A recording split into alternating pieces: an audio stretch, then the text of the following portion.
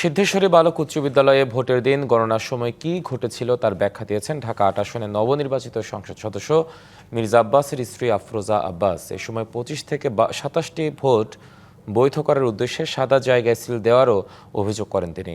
সোমবার নিজ বাসায় সংবাদ সম্মেলন করে এমন অভিযোগ করেন। নির্বাচন কমিশন থেকে ওই ভোটগুলোকে বৈধ করার জন্য রিকোয়েস্ট করা হয়েছে। তারপর অনেকক্ষণ পরে সেই একজন মহিলা আসলেন, ম্যাজিস্ট্রেট।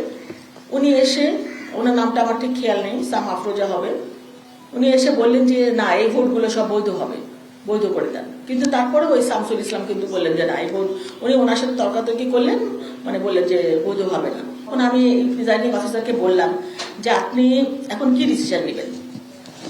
উনি বললেন যে না, আমি একদম সিএসি বা সচিবের সাথে কথা না বলে আমি কোনো কাজ করব।